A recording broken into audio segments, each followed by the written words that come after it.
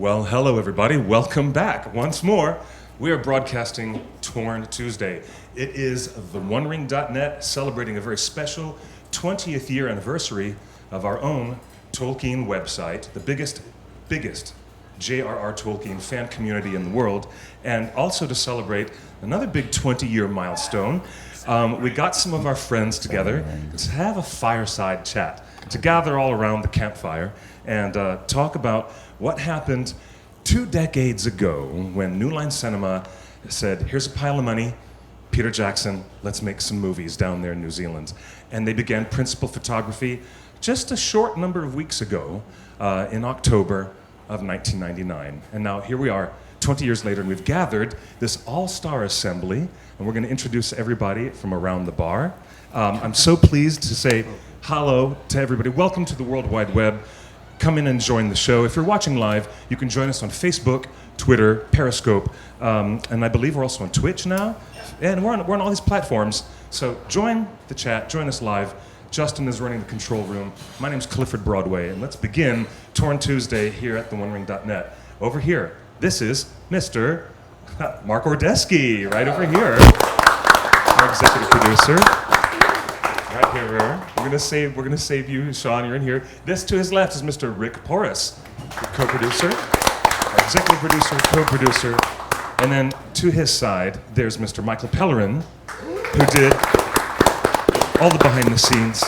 And then this gentleman right here, he was a stuntman and a crew member who ended up playing Sauron himself, the Lord of the Rings himself, Sala Baker. And then on his immediate side, Mr. Keith Stern, digital webmaster of the world of McKellen.com. As well as SeanAstin.com and AndyCircus.com, and there's a list. Next to him, Mr. Randall Cook, our visual effects guru supervisor. Mr. Randall Cook has actually come to join us here. And then our next, and certainly not near the last, the penultimate guest on our panel. This is Jim Rigel, ladies and gentlemen, visual effects supervisor. And there you go. And hey, there's our cook. Hey, dude. Hey, we're at Scum and Villainy. We're live here with all of our panelists. And the one person joining us digitally from the far lands of Calabasas, which I understand is Spanish for pumpkin, right? Pumpkin? That's right. In Calabasas. Ladies and gentlemen, here is Sean Astin, ladies and gentlemen. This is semi-family. Say that again? If Jim was penultimate, then I'm the ultimate. You are. You are totally the ultimate. Wouldn't have it any other way. Now, folks, it seems amazing to think about it, but 20 years has passed. This feels rather like a high school reunion, kind of, to me. And honestly, one of the best times I ever had was at my 20th high school reunion. Sean, would you ever think, let's begin with you, would you think, Sean, that we'd be here reflecting on what is legacy now? And we know that Tolkien himself is legacy, and now these films are too. I don't think I could have imagined anything that happened in the time after Lord of the Rings came out. I don't think I could have pictured being almost 50 years old. Like, how old was Bilbo? 55 or something like that. So I'm like coming up on that. Seeing all these people, I just have this smile on my face. Like, my face is starting to hurt from smiling just looking at all of them. I couldn't have imagined this. I mean, you knew it was going to be a successful film, but the idea of sort of, I don't know. No, the answer to the question is no. All right, so then let's talk, and I'd like to ask some of our friends here as well, and we'll begin with you. I'm here for a little bit longer, Cliff. So if you need me, that's good. Love to have you here. What was it like? Let's go to Mark then, Mr. Mark Ordesky, when you got off the plane for the first time in New Zealand, and you realized, wow, this is the rarefied air of where I'm going to be for the next few years. And what did that feel like when you first got those, your feet on the ground there, and you realized, I'm going to be here for quite a while? I think when I first came down, I didn't realize how long I was going to be here. That was sort of the big joke was on me. Rent or buy. Yeah, no.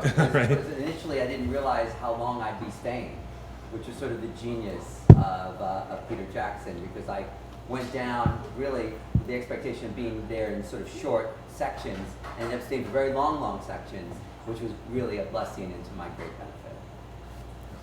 benefit. And anyone else? I can also answer the question of what it was like getting off the plane, because I remember it very clearly, because my glasses and my hat blew off and headed for the ocean. It wasn't much of an airport in those days, was it?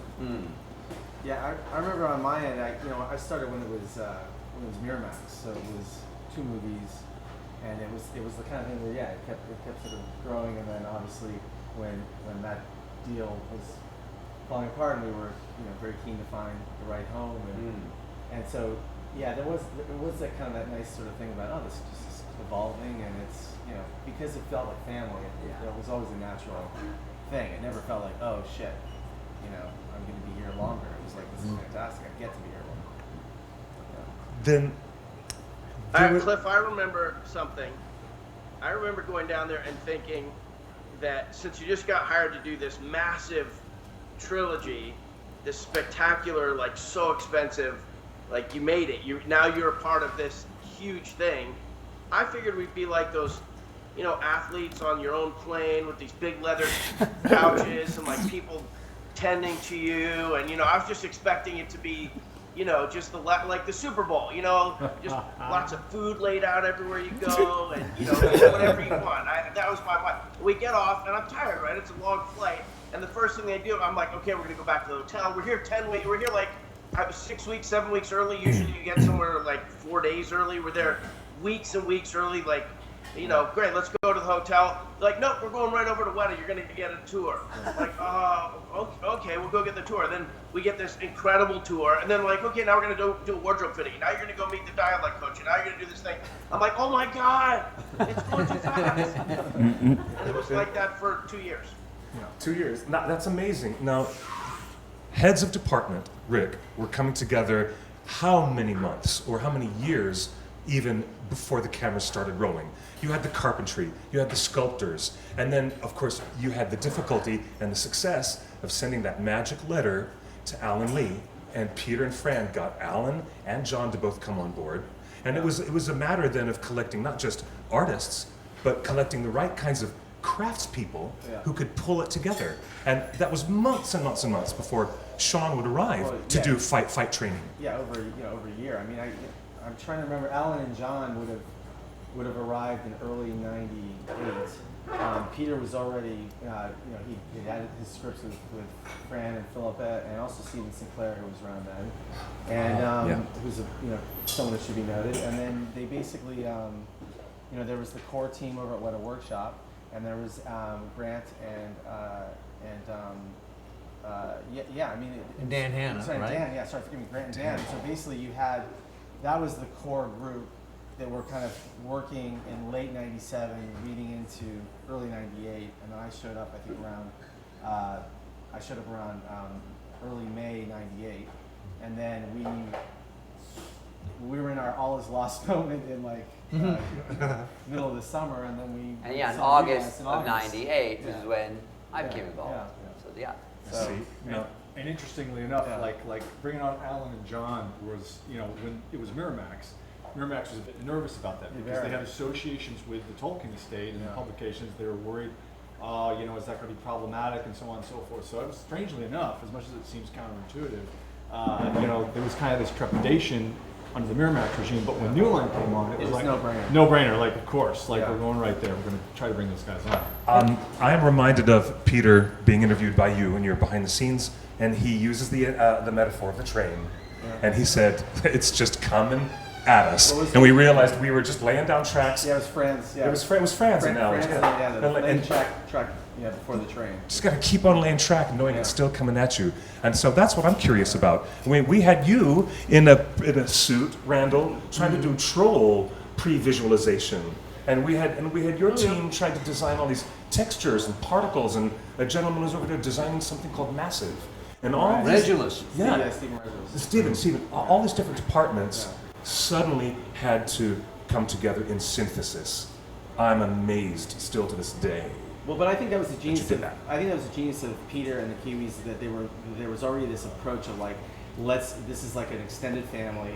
And so, you've got business schools talking about, bringing people together, having cross-pollination and having, all this, interconnectivity. And, the reality is that Peter and Richard and the guys were naturally doing that from the very beginning. Even if you look at the structure of just starting off when I showed up, there were guys on the floor, men and women on the floor from Weta Workshop, from the art department, and design guys, which became part of the art department, sort of, which is John and Alan. You already had that there, you know what I mean? So it was, ordinarily these things are, starting in different departments and different buildings. And so there was already this, at the very earliest of days, this beginning of like, we're just doing this together, so that when you added these different departments, these guys were, the idea of like Randy coming in, working on previs, but eventually working on Weta Digital, like that's not a weird idea. Yeah. Right? That's just natural. Right. I mean, all that stuff just was nice and organic. And Well, also, I yeah. mean, Pete wanted me to come down and design those action That's scenes, right? Yeah. And so I got down there in '98, at the end of '98, Yeah. October '98, during the biggest windstorm in Wellington history, which was good. But the thing that was interesting was I was only going to be down there a little while. Sorry. But then I saw how good it was going to be, and I thought, this, and they keep looking around. Who should we get for animation supervisor? And so finally I put my hat in the ring. But I do want to mention John Shields, right? John Shields, who's a late friend of mine, and all of ours, who was one of the early Weta powerhouses, who Weta really Digital got it on its feet. Yeah. Weta Digital, right? Anyway.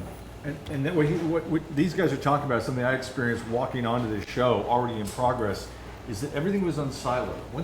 If you were outside the show, it was like top secret. But once you were on that peninsula of Miramar, right? Yeah. It was like there was this super cross-pollination of departments, and you had all these ideas because nothing was siloed.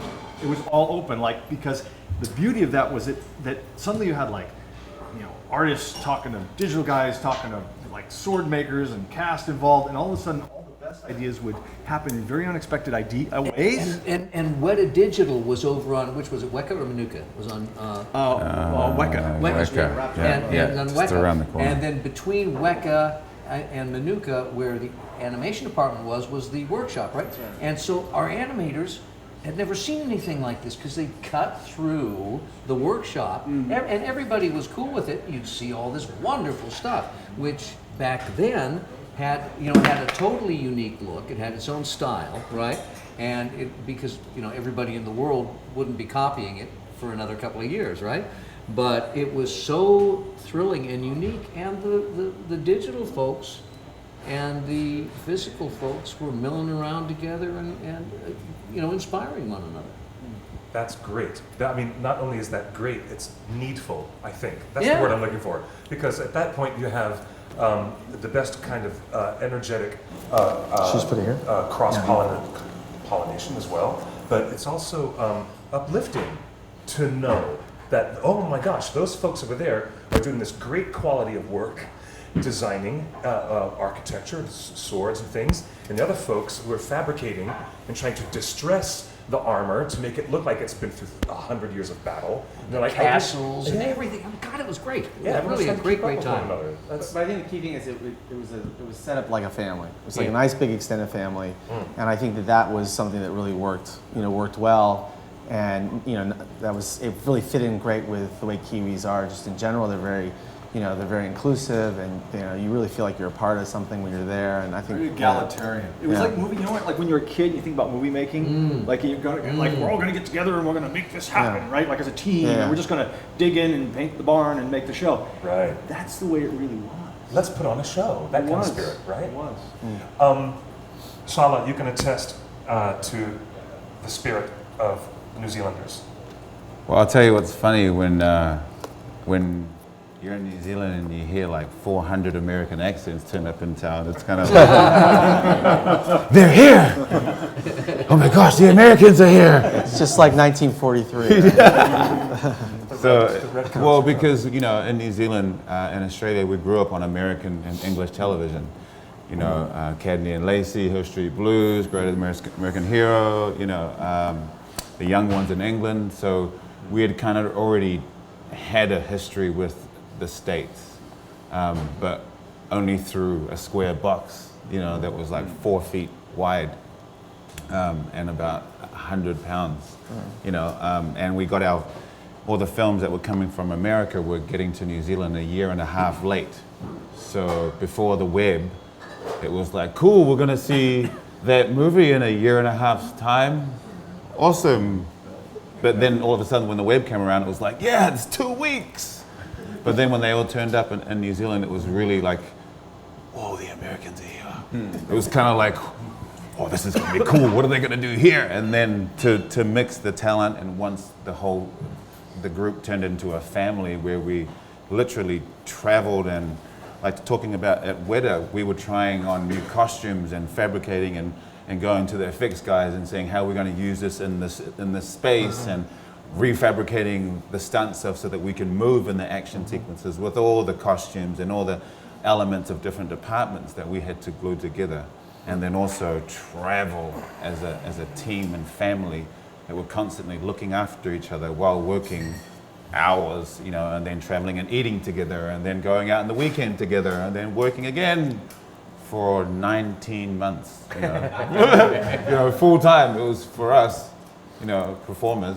So, you know, with this family, it was kind of a beautiful thing, because we just every week, every day, and then we shot Sean's short film, and during the, that's right. You know, and we did a lot of things as a family and as a team, and so it was such a beautiful thing to have this kind of outside of like, oh, the Americans, and all of a sudden we're like, whoa, we're working with them now. Oh, we're just traveling around the world, you know. It's like, this is amazing. We're all working together, and together as a team, this is really cool, and became that family. Sean, how's the surfing down there? How's it serving? Yeah, well, so it was kind of fun. For me, it was easy because I was so bad at it, I didn't do it that much. But I remember one day when Viggo Mortensen came to set, and I think it was the right side of his face looked like pulp. It looked like hamburger meat. I mean, it was really, really, really bad. Like somebody dragged him in the gravel parking lot, and I had this perfect vantage point of when Peter, and it was the surfboard hit him, his skag or whatever hit him in the face, and he's lucky he didn't. I mean, it was a really bad injury. It took him. It probably took him 2 weeks before he was like regular again. But I remember him walking in, because his biggest concern was that he'd be in trouble with Peter. You know, it's like, I don't think he cared that he was hurt. But so I'm right. It was in the. I think we were on the set where we did the cave troll scene. Yeah. That little one of the 8 million sheds that we use next to the airport or whatever. But he walks in, and I'm waiting to see, like, oh man, what is Peter going to say to him? And Peter walks right up to him, and they stand face to face, like at the beginning of a boxing match or something. And Viggo turns his head a little bit, and Peter sees his movie star looking very damaged. And I like, is he going to scream? Like, what's he going to do? And he goes, excellent. And then he walks away. pretty amazing. So, but the other boys did fine with the surfing. It gave rise to a bunch of very great photos. Yeah, that's awesome. Viggo sleeping with his sword. That's the number one memory. You know, as opposed to someone who won't be named, who allegedly wouldn't even do his, fight choreography. Then Viggo comes in, he actually sleeps with his sword. That's amazing. Yeah, it wasn't so bad. Sleeping with it, he's only endangering himself. But if you go to a restaurant like in Seatoon, and he'd walk in and then bang, like put it on the table in front of everybody. But it was good, I mean, to be honest, on some level, he kind of, it was great he did that, because he came in so late, he, is just embracing everything 100%. And it was like the gunslinger ethos, like if fantastic. You walked around with weight on your hip, you'd walk differently. That's right. If you've been doing it for 80 years like a Numenorian, then you would definitely walk differently, so it made 100% sense. And I think, I remember just a quick moment, just a quick story on Viggo, that I remember that when, he showed up, first thing, because we were already shooting for a week, so he came in, we adjusted the schedule to make it work and try to give him somewhat of a crescendo into things. So the first thing I think he shot was smoking in the corner of Prancing Pony, and then he shot talking to the hobbits about the race. But then we did Weathertop, and I remember standing next to Andrew Lesney, and we're at Weathertop, and they're doing the choreography, working it out, and I turn to Andrew and I'm like, does anybody realize what they're asking Viggo to do here? Like, this is, And he's like, well, what do you mean, mate? I'm like, well, you got him fighting with his right hand, and now he's supposed to, like, with his left hand, like, throw the torch, right? Like, I mean, what, we're all ambidextrous? And we all, like, look really cool, like, with both hands. And all of a sudden, like, we get all lined up, and Viggo gets in the first take. Perfect toss, he looked like great, gets right in the middle of the cowl, and I was like, turning around, I was like, well, I guess we got our Aragorn. We don't have to worry about this guy, right? Like he just, he was a natural, and he was an athlete too, and I think that, that went a long way as well. But, I want to give a very, very big shout out to Viggo's son, who at that age was just like me, just like we all were at that 12 years old, going, Dad, this Lord of the Rings book is the coolest. You've got to do this. Well, we owe Henry everything, don't we? Yeah. Yeah. Especially because it had to happen in like 3 days. Yeah, it really was that. It was that quick. Yeah. From Wasn't the it? time that we engaged with Viggo and his team to make an offer and try to persuade, it was literally to not have to shift the schedule in a way that would have cost an enormous amount of money. There was like 3 or 4 days to make the introduction, look at the material, make the deal, get him on a plane so he'd have a day, for best, for hair, makeup, fittings, and then, you'll start with something easy like the smoking in the corner. Yeah. So that was a big, big, big deal. Yeah, actually- we owe Henry a lot. That He's is- out there listening, or if he eventually sees this. Thank Thank you, Henry. Yeah. Thank you, Henry. We love you, Yeah. Henry. Okay. Now, someone mentioned a cave troll a minute ago, and Jim, I was going to ask you something about that. Yeah. Right? We're at a point where we're creating the first digital characters. Right. 20 years ago. Right. It's not like where we are now with Alita, Battle Angel, and what's going on right now. It's like, whoa, you are really creating digital characters to run across that bridge. Yep. To climb on the back of that troll. What were you in a weird, scary place? Like, what am I doing? Yeah, when I got on the plane to New Zealand, I'm thinking the whole way there, say I'm going to take some to ILM, I'm going to take some to this company, that I was going to take the whole show back to the States, because no way could they do that in New Zealand, right? Right. And so I get off the plane, same thing, they take me in a screening room, they show me the 3 cuts basically, and then they show me all the concept work and technical work that's been going on with hair simulations and cape simulations. And in 1 hour, I was sold over. I mean, they were so far advanced with Massive and just all the technology that they were working on in their weird Kiwi ways. Like one of the scanner to scan like equipment, right? So you'd Meat, scan, right? yeah, Meat, you'd scan their faces with. Yes. It was actually a meat scanner for the lamb industry. But it And worked. So what they would do is they'd take the Same. scanner and they'd scan the hanging carcass, and then a week later they'd scan it again. They'd see how much shrinkage happened. So this scanner was just for testing the shrinkage of meat, but it worked great as a prop scanner and face scanner and all kinds of stuff. And for scanning the meat. It worked. Yeah. It worked great on the meat puppets. The meat puppets. No, Boom, boom. we just had Kieran Shaw here with us to have a really nice interview a few weeks ago. He's such a lovely soul. Yeah. And he is the poor, well, you could say he's the beneficiary, or you could say he's the poor victim who had to wear those scanned masks to look like you and to look like Elijah. And he was so good spirited. It was such a great interview with Kieran. I love his heart and his spirit. And that kind of feeling still seems to be carrying forward. He was also a good teacher, remember? I mean, Kieran was really good at teaching his crew, the other actors that were doing doubles like he was. Yeah. He was the most I mean, experienced, really, of Yeah. that gang. He's one of the most experienced actors, period, we had on the set. If you think about the number of movies he'd been on and he'd done, but he was incredibly helpful for us. He was Jen, the Gelfling. Like he was working with Jim Henson all those years ago. Numerous things that he's done. He's amazing. So let's bounce to Keith. I want to ask Keith about the story of Ian, because when we first met each other, Ian had not even gotten cast as Magneto yet. Right. Right. You started working for my web design company in what, 97 or Strange early but 98? true. I started working for you at McKellen.com. And yes. we were working for people like Spinal Tap. Cool. And I had no idea of what was to come. And then I guess in early 97 started working for Ian McKellen. That's another story. And lo and behold, 2 years later, suddenly this project comes up for Ian, The Lord of the Rings. But we had been focusing on gods and monsters the whole time. Yeah, Because there an was apt pupil. Yeah, an apt pupil. The other films that Ian had done before. Right. So I had heard about Lord of the Rings happening. I kept up with Harry Knowles.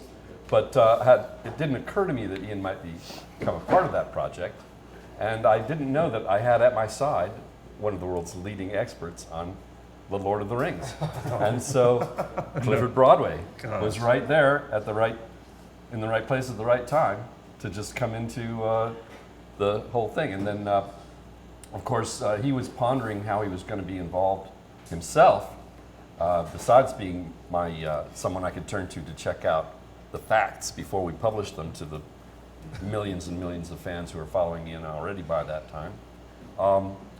But I certainly encouraged him to get his butt over to New Zealand and see what was happening over there. And so I can take some credit for his doing that and becoming that much more personally involved on his own. And here we are 20 years later. Yeah, that's funny. The OneRing.net was actually hiring writers at that point. Have you got any experience writing?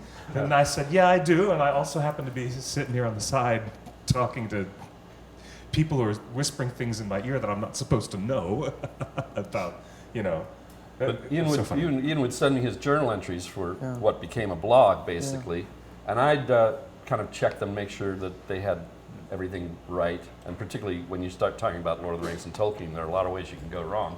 So I'd do a first pass on it. And then, of course, Cliff would do his pass on it to make sure that we weren't just way off in outer space on some of the Lord of the Rings stuff. So by the time it got to print, more or less, it had been pretty thoroughly vetted. So were you talking to Ian at all when the offer came into him? You know, oh, yes. So I'd be interested. You know, obviously we were on the other side. Yeah. Wondering, so well, like, I'll tell you what so happened. do you mind like sharing with the rest of us about that? I loved Heavenly Creatures. Yeah. And like I said, I was aware that Peters was moving on to Lord of the Rings, but never in a million years did I think that Ian would have anything to do with anything like that. A fantasy film. And despite Alec Guinness's involvement in fantasy films, it didn't occur to me that Ian might have a part to play. And I had also read the books as a kid, like everybody. Just fell in love with Gandalf. He was like my grandfather, really. And so Ian called me up one day and said, "Oh, I've been offered this job as in Lord of the Rings as Gandalf the Wizard. Do you know anything about it?" I said, and it suddenly hit me. You are Gandalf. Yeah. I'd already known him for a few years at that time, and it was instantaneous the way that the two people, Gandalf and Ian McKellen, just came together at that moment. Yeah. So I assured him that he'd be in good hands with Peter Jackson, and I assured him that even though he was working every night in the 60s on stage and never had a chance to read a 600 or 800, how many pages there? How many pages are they? 1,200. 1,200 pages, never had a chance to read that in the 60s. And so I certainly encouraged him to consider the role. Cool. Well, thank you. And the fine folks working on X-Men had to, take him to be Magneto first, and then after he got done, Peter and Fran had to change his schedule so that he could arrive in Matamata. Isn't that right? At that point, you were juggling 9 different units at that point? Well, not yet. Yeah, we were actually taking out, looking into insurance policies for what would happen if he wasn't able to show for production reasons unrelated to anything other than X-Men. Just if you lose a few days. Might just lose a few days. So there's all kinds of stuff, and actually credit really has to be given to Bob Shaye, who's the chairman and founder of New Line Cinema, because he bumped into Ian McKellen at a restaurant, I believe in London. And ultimately, because you can all, insurance and this and juggle and yay, and we can all have these conversations endlessly. But ultimately, when Bob, who's really the one rolling the dice, suddenly saw Ian and had that realization, this is absolutely who it's got to be. Once the boss says who it's got to be, then suddenly the risk profile and the risk tolerance changes, and suddenly people were willing to gamble in a way that they might not otherwise. Yeah. And so all these things happened at exactly the right moments to make it. A lot of stars aligning. Yeah. Well, I remember that night at Jay Sheeky's in London. And Ian and I, after theater or something, I think he was working, and after the theater, it was very common for him to go there for a meal. And I went with him that night, and they sat us down in one of the rooms. There are many different little rooms at this particular fish restaurant. And across the way, with his back turned to us, was this man with black curly hair, who we weren't too far into our meal before he stood up and walked over and introduced himself.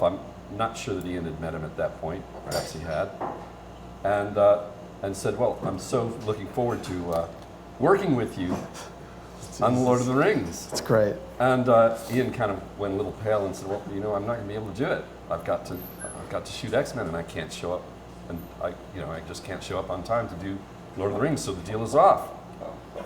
And Bob said, "Don't worry about a thing, Ian. I'll take care of it." Yeah. And that was it. Well, that's Because I've been Shaye. sending Bob insurance quotes. So like, we spend X dollars, we can buy like $1 million a week in insurance. Like that's even going to matter. Yeah. But the But big you can't turn a unanswered- ship that No, no, huge no, on yeah. $1 million a week. You know. The big unanswered question for me is, did Bob Shaye plan that? I think it's probably just fate. That's fate. Yeah. You don't think he intended? If it had been me, to I would have ambush you? planned it because I'm calculating. But I think with Bob, it was just good fortune. We're like, oh, and we wound up in the same room, Yeah, in the same restaurant at the same moment. it's a great restaurant. Yeah. Yeah. It's Jay Sheeky's. But another thing about Bob Shaye, I have to congratulate him on having the foresight to pick a young and in many ways untested director, certainly in the field of the epic, in Peter, right? To do this huge project and getting a guy who made the film better than anybody else could have. Well, this was the benefit, though. Since I had known Peter since the 80s, Yeah, a long and I time. got to New Line in the late 80s, and then began talking about Peter, blathering constantly. But Peter did write an unproduced installment of A Nightmare on Elm Street, what would have been Okay. part 6. In any case, just doing that introduced him to Bob and to Luca and all these other senior executives. So he was a known quantity to us, where he probably was not the same known quantity to most of the other major studios, which was and again, one of those wonderful things. And when you look at Heavenly Creatures, I mean, that's it might be a smaller movie, but it's a tour de force using it all was a the masterpiece, for different sure. elements. And I also think that hey, he created companies to be able to do things. I mean, he was doing a lot of stuff that looked like, oh, this is a guy that he and his team can handle a lot of like balls in the air at the same time. And then let's face it, you start to look at epics. Well, there are only so many in terms of that generation of filmmakers. Well, how many epics have people done in the 70s and 80s? And like the reality is that size an epic anyway was bigger than anybody had done. And by the way, to the point of a so lot it's of people at this table, what he did was really great is he made this short 30-minute documentary, which basically laid out his vision in a lot of cool ways. But what it really did is it went straight into, here are the 3 reasons you might be scared to do this. It didn't say it that way. It was far more elegant. Yeah. But basically it talked about forced perspective, Yep. how you're going to cast normal people hobbit size, how are you going to do a fully digital character like Gollum, and how are you going to have 100,000 orcs or elves charging down a hill. And we already had some massive tests, so we were able to show that, right? He actually did, it was like, I always talk about this for aspiring producers or writers or directors. He took the 3 vulnerabilities and turned them into strength by answering his own questions, but before they could get asked of him. Yeah, it was the ultimate great. move. It was ultimate behind the scenes of a movie that hadn't been made. Yeah, Yeah, what did you call it? It wasn't a making of, it was a saving of movie, Yes. because it had to be saved. And He was brilliant. He's actually said that it's actually certainly not his best filmmaking, but maybe probably his strategically most important film he's ever made. For sure. Because at 35 minutes, which was done in 2 weeks. Yeah, we Like had 2 weeks? Yeah, we had Albo. So Albo was a DP. Alan Bollinger, who was a DP that Peter had worked with on the other movies, and he had actually decided not to continue on in terms of Rings, but he did this video for us, and it was, it was definitely a little bit of a scramble, but it was very, very methodical. He and Fran had it really figured out. Yeah, and to prove his methodologies, Yeah. to prove his vision, to prove he had some sense of what resources would be needed right, and thanks to really the, make it happen. Right, and thanks to the Miramax period, we did have a lot of stuff that we could put into it. Right, it wasn't just cutting to a picture, which was great. We had a lot of those, but we had maquettes. We had, as R&D tests that Mark's referring to in terms of mass. There's a lot of things we could intercut with, and then Peter was, of course, the spine of the whole thing. But I hope someday it gets put on something. Oh, it's if you because see, people if need you to see it, if you right? see it, It's people great. should see it. You guys shall see it. Yeah. But when you see it, keep in mind, Peter's so confident. You see his interview, he's actually just interviewing himself, as if there's someone talking to him. Yeah. It's like Really? he's just talking, Yeah. and seems completely confident. But in reality, the film was in a ferocious turnaround situation of like 4 weeks, where 15 million had to go across the board in 72 hours, crazy terms.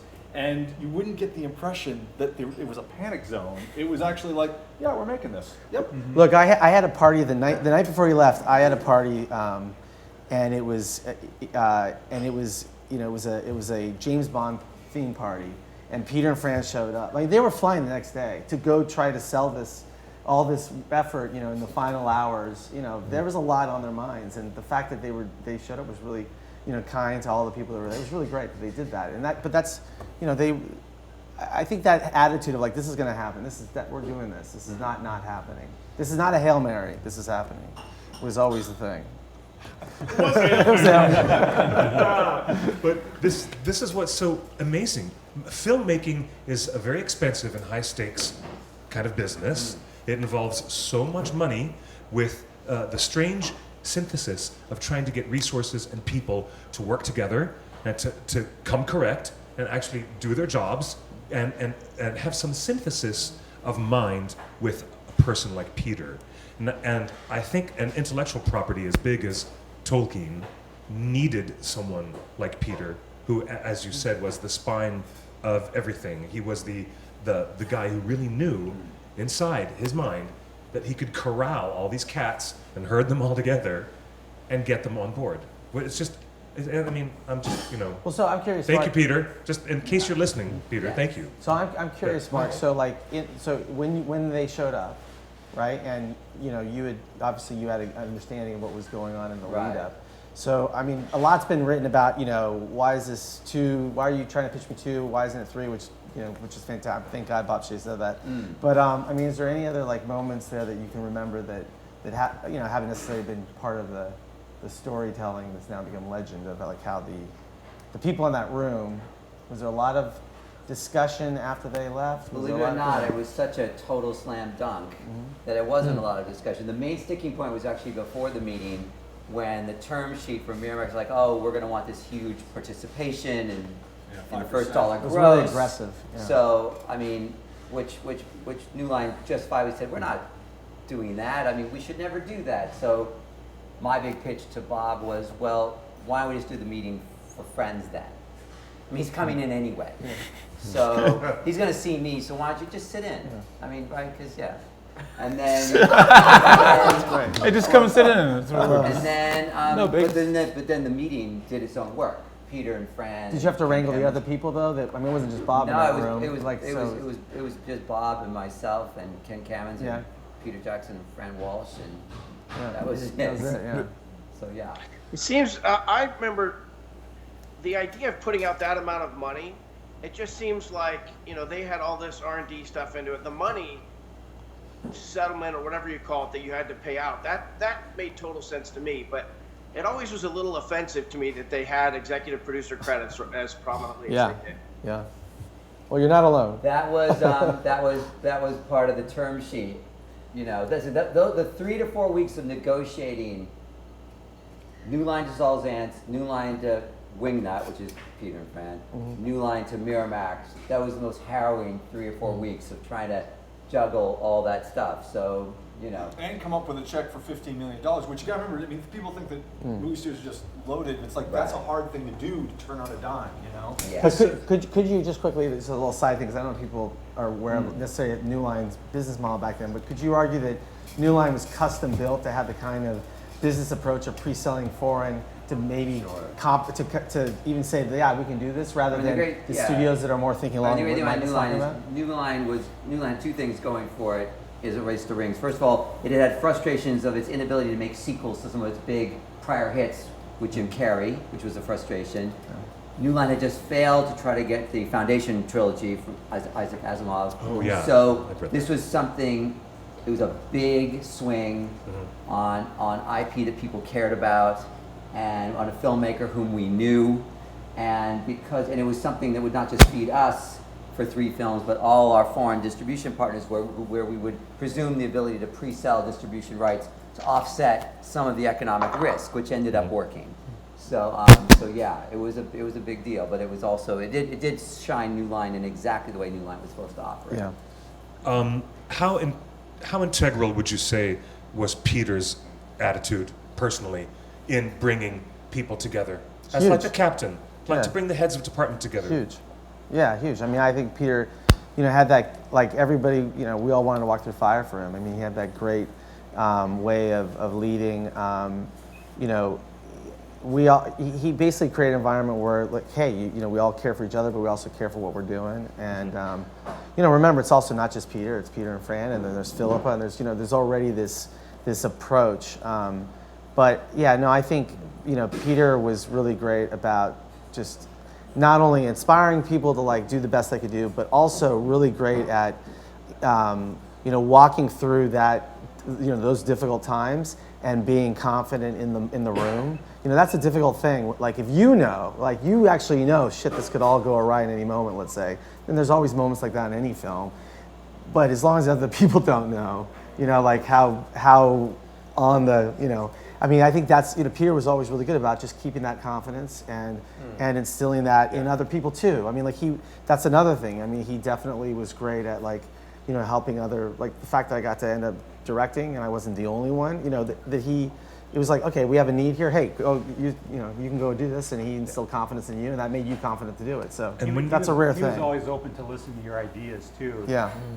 He'd present his idea and say, "This is the way we're going to do this," and he was open to myself saying, "What if we did one of these things? What if we did it this way?" And he'd say, "Well, let's see both.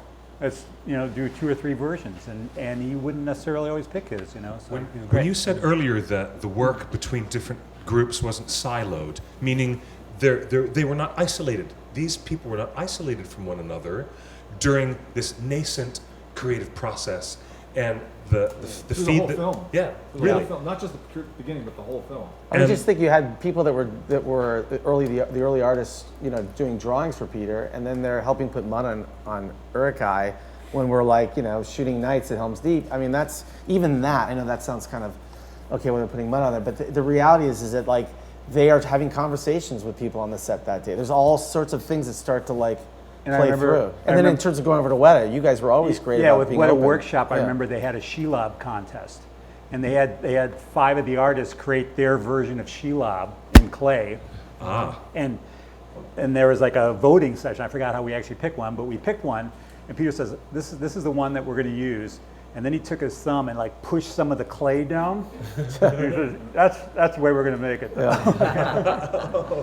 But I think you're right. He was good about taking like super great. I think that, the best directors are good at like making sure they take the best idea in the room and then they make it their own. But it's it's not an ego thing. It's not about this has got to be my idea. Right. And I think Peter's really great at that as well. Yeah, he said it had to look like my auntie who just had a stroke. Yeah.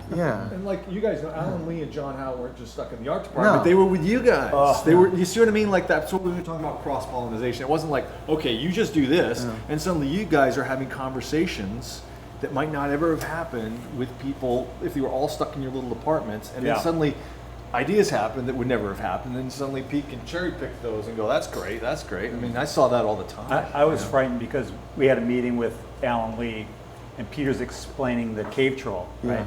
And so Alan, he said, "Yeah, I should have a hump on its back," and Alan's like sitting under the table, just going, yep. And then Peter said, "Okay, well that's the end of the meeting," and Alan brings this drawing up and he says, "It just looks sort of like this," and Peter said, "That's exactly it." And he was drawing under the table. The cave troll, and it was like a photograph when it came out. It's like, whoa.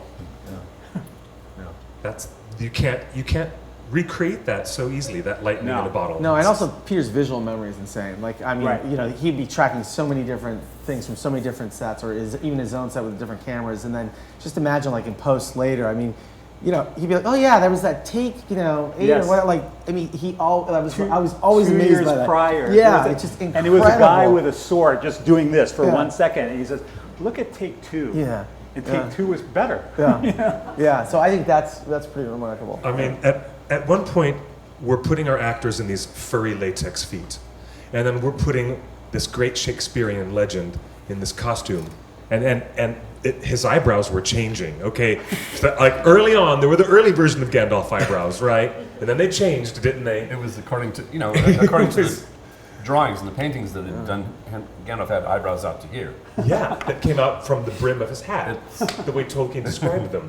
But what I find really amazing is just that quality of brotherhood and sisterhood that was evident on the set, and then you guys looked at the dailies, like you were telling me the other day.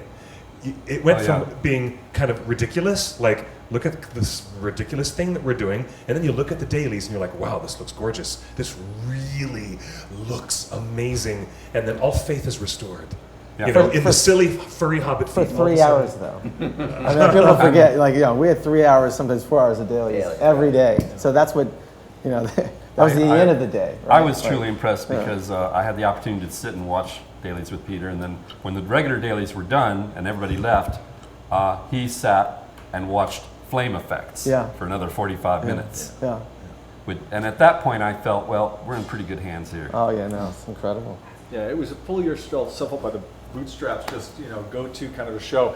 And one of those things, and Sean, I don't know if you can talk about this, but were you on the DC-3 plane? Yeah, you were, weren't you, Sean? Yeah, that's a good example of Warbirds. I don't know if you want to take that one, but that's a good example of just, you know, we're making a movie here no matter what, you know? My daughter had a mouse, an actual little rodent mouse named Penny. And Penny was like in a little shoebox.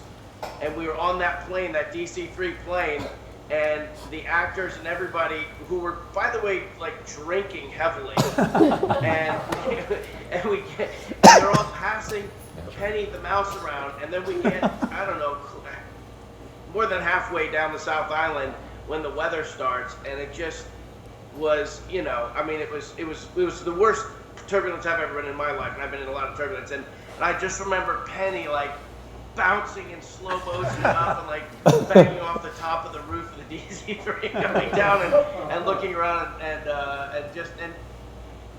my wife was nervous, but everyone else just had this sense of like, hey, this is the way it goes, everything's gonna be fine, you know. And I remember looking up at the pilots because you could talk to the pilots, and I was like, hey, how you doing? And the one pilot looked back and there's like no color in his face at all. You know, you're like, uh-oh, that's not a good poker face, man. That's pretty good. But you had, but Memphis Belle must have helped you out there, right? Memphis Belle, those B-17 bombers were absolutely smooth compared to what happened to this. It was a DC-3. DC-3 is the kind of plane we were on. But can I ask you a question? What was the name of the energy drink that everyone drank? V. Monster? Yeah. V. Yeah. Do they still have it? I think it's been outlawed. I think I think children would be bored with like 5 arms from it, but it's still. It They still have it can make you sterile or virile depending on which one you start. But when you go into like where the digital people were, and it took me a long time of like we were so into like trying to survive most of the time with all the wardrobe and everything, but at a certain point we started getting cocky, like, oh hey, we can move around, and I went cruising through the digital space where it was like the Matrix, like underneath the thing where the pod people were working on it, and there were just towers and towers of the empty V drinks that everybody had been consuming over the course of their time. It was like their vital essence was represented by these empty V cans and whatever digital thing was left afterwards. How most films may have 1, 2 units, an A unit, a B unit, and I want to get back to that bizarre number. How did you end up with up to a maximum of 9 units going on? 9 or 7?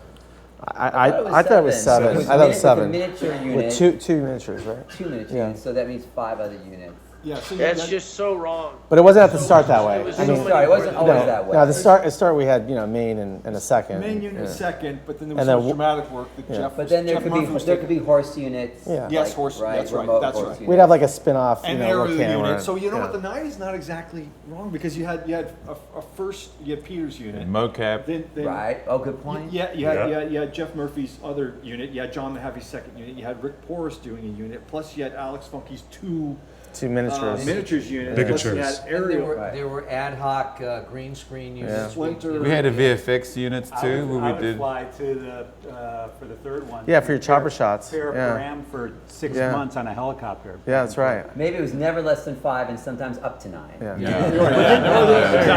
But they wouldn't be numbered. They'd be called Splinter. So many more than 9. I was told you Peter know, there had- were guys like baggage handlers at the airport that were getting a camera at some point, allowed to go and shoot stuff. There was, I mean, Rick, did you say the Rick Porus unit? Did I hear that? I didn't say it. Michael said it. But yeah, I think I was first called 1B at one point, and then I forgot what. And then later I had the blue screen unit. I also remember yeah. during Two Towers, we were in London editing, and there was some missing Gollum bit of business. Yeah. So Peter and Fran had Andy Serkis come over to this. It was called the Pink Hacienda. It doesn't matter why. This house, and had him sort of act out like in his civilian clothes. Yeah. Like this What bit of Gollum business, and then we sent like a video, like just like a normal video down to Weta Digital. Like, can you turn this into and just slot it into some proper mocap that had been done professionally? And I was like, oh my gosh. But I think it worked actually. Yeah, we got it. Yeah. So Yeah. I think a more So there's a fair unit way of right answering there. the question isn't the number of units. It's how many cameras did you have? How many? Oh 35 God, that's a millimeter really good cameras question. were there? I actually don't I remember. heard at one I time don't Peter remember. enlisted the New Zealand Army to lend them the satellite link, where he could have 5 units from all over New Zealand. Going and he to was, the one and he was- place. And he was Yeah. sitting there watching 5 units, directing 5 units at the Yeah, same yeah. time. Yeah, no, Yes, no, faster, slower. I was on the sets with Yeah. him doing Yeah. that. Yeah, no, he had all the way even through the end. I think, like, I remember the very last thing I shot was Ian fighting the Balrog, and basically Peter was like, just go to exhaustion. I was like, Ian, are you okay with that? We're just gonna go to, you're holding the sword, just fight till you're. And then we did that, and then we did a little spoof thing because Peter actually had a camera. He had he still had that monitor thing. He was occasionally looking at it, and Ian all of a sudden like pulled up his skirt almost, because it was like the long robe, just to see if Peter was watching or not, But you talk about the number of cameras, Sean. I remember when we were on the Sacred Mountain, in the middle of the island, Mount Ruapeu, and we were all like I had a camera and I was shooting some guys like fighting, and we're all in these different parts of the mountain, and of course we were on carpet because there was this 500-year-old moss or whatever that we had to protect, and thank God there were these local rugby teams that had carried the carpet up the mountain for us to use. But anyway, so we're all shooting our different things, and then we got to dailies the next day, and we're all excited because we are certain that we shot something really cool that no one else saw. And then we get through dailies, and all of a sudden we realize we all shot the same cloud formation from a different angle that we thought was really cool. It's like we were all like showing off. It's like, oh fuck, you shot it too. This was film, by the way. Everyone was shooting film. So when you went to the first week, there was a list of shots that they didn't get yet that they wanted to add. Right. Yeah. And so they needed to pick up. And then after 2 weeks, that list was like there were 30 shots. And after a month, there was like 150 shots. And like at a certain point, it's like, well, clearly this particular unit or units 1 and 2 aren't going to be able to get all those shots. So I remember the number 24. I could be wrong. 24 cameras. When we first got down there, said there were 24 cameras. Yeah, Is that a fair number? that feels about right. That feels about right, eh? But I mean, like, if you think about, that feels about right. I mean, just remember, like, we were bragging because we had 1.5 terabyte of memory, for all the footage that we had. Like, that was a big deal. That was an entire room. We had more memory than any other entity in the Southern Hemisphere, and we're bragging about 1.5 terabytes. There was that, and then we'd have dailies with Peter, who was in London at the time. We'd ship 30 gigabytes because we invented this thing called CineSync, which is now a standard thing. And we'd send him this data, and I heard that they were putting the whole thing on an iPod, which was the only thing that had 30 gigabytes of space at the time. So they have to put it on the iPod, run across the street because the cable didn't go far enough, run across the street, plug it into Peter's thing, and that's how we'd have dailies with him off the iPod. Yeah. I remember that when we went to Cannes Film Festival in 2000. I think it was 2000 or whatever, but or maybe it was 2001. But it was when they were introducing the footage. Well, the actual footage was film, and it was in cans. That's right. And Rick was the courier.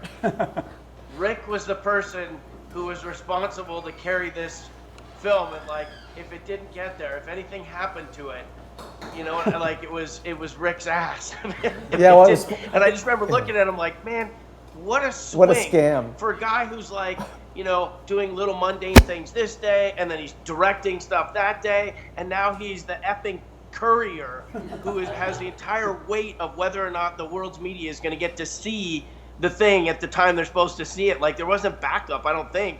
No, Like, actually, I think nobody knows the story, but basically, I decided.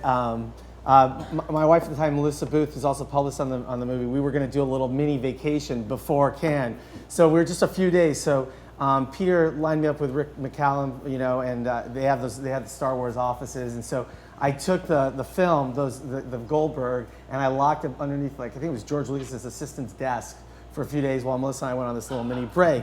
And so then we came back and we got it, and we went to the airport to go do this thing that Sean's talking about. And we get to the airport, and they're like, yeah, we have no record of you or this flight. I'm like, what? And it turns out we went to the wrong airport. Whoa. So all of a sudden, we're at London Heathrow. We've got this film, and we have a very limited amount of time to catch a flight at Gatwick. And we get in a black cab that's got a governor. It's only going 60 miles. And I'm like, we are not going to make it. Luckily, Melissa ran ahead, managed to kind of hold the plane up, and then I showed up with this thing. And we basically almost missed the flight. And then when we get to the theater, I think it was the Olympia Theater, the projector, it's something that I learned with Zemeckis. We actually, when we test films, we'd always go and prep the theater first, because often it's not the way you want it to be. And lo and behold, because of the we had basically scope for this theater, and even though this theater is doing a lot of Cannes stuff for the festival and the market, I basically was like, guys, the projector's in the wrong spot. So I made them move the projector, which took a bunch of hours to get enough guys to physically move this thing so that we could actually screen it properly. So there's a lot of near misses leading up to it, but Always. But the actors really delivered on that day, and everybody loved the Well, not only that, all footage. the actors were there, and Yeah. they all went out. I was there too, and they all went out to dinner. We all went out to dinner, and I was sitting, I think, next to Sean at a table, and Sean Bean and Viggo and Ian and Elijah and Orlando and Liv were all there, and no one knew about this movie yet. Yeah. And I was thinking, this is the last time you guys are going to get to go out in public like this as a group without being mobbed. Yeah. But it was just lovely. Sounds like a State of the Union. Like one of us should have been chosen to be not there, so in case we were all killed, someone could survive. That's fun. Hey, Keith, I remember meeting you. It was at, not the Powderhorn, but it was up by Ruapehu at a restaurant up there. I think that was the first time we interacted. Yeah. Or it was the first time we really talked. And we were talking about web design and stuff. But it seemed like I know we had email, but wasn't Napster or something? Was there even? It wasn't anything, right? Like we were at the beginning of everything then. MySpace. Technology-wise. I, in anticipation of being here tonight, I wanted to go and take a look back at some of my emails from that time. And I have to go to something called Netscape Mail. Yeah. Oh gosh. And I have a photo of myself in Oakuni at that time, holding the wires together with my fingers so that Ian could get a dial-up to pick up his email. Exactly. And, I mean, wait. You say true. about Jim. You're talking about You're an welcome. iPad or an iPod. They every weekend on the one day off, everyone would go to Amoeba, or not Amoeba, whatever it was called, that record shop in Wellington, and it was records. Yes. Or I guess it was DVDs, but it was not downloading songs except for whatever. I just remember it being the Stone Age. My cell phone was like the size of a, it was like this massive thing that would heat up when you were I would talk to my dad back in Baltimore on the phone, and it would heat up. You could fry an egg with the cell phone. It was just not.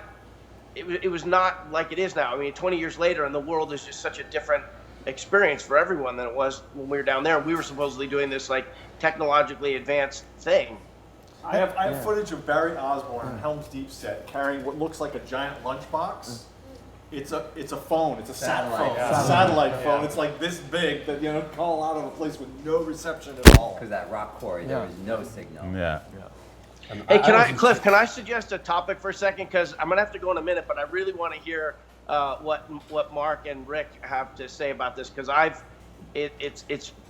remembering it a certain way, and what I noticed is my memory is really bad, and everything that I remember, like whether it's my family or movies I've done, people are like, yeah, no, I was there. That's not how that happened. Well, does it sound cooler though? We should just go with that. I'd love to have you sort of like round it out.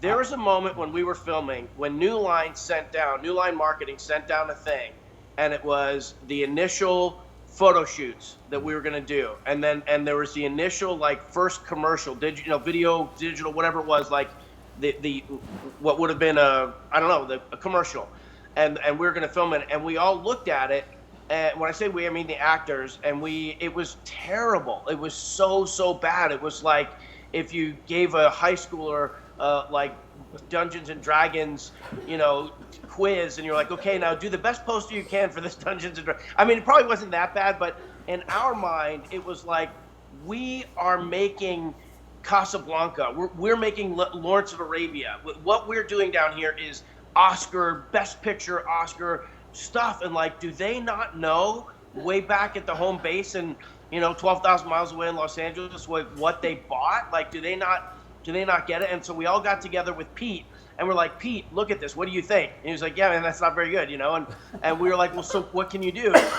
He goes, I have to pick my battles. That's out of my lane. I don't basically, I don't do that. And the actors, we all looked around at each other like, first of all, we all knew how lucky we were. Like, it was going to be exciting to promote the film, but we all felt like if we I don't want to do this. I don't want to go in and do this concept that's been.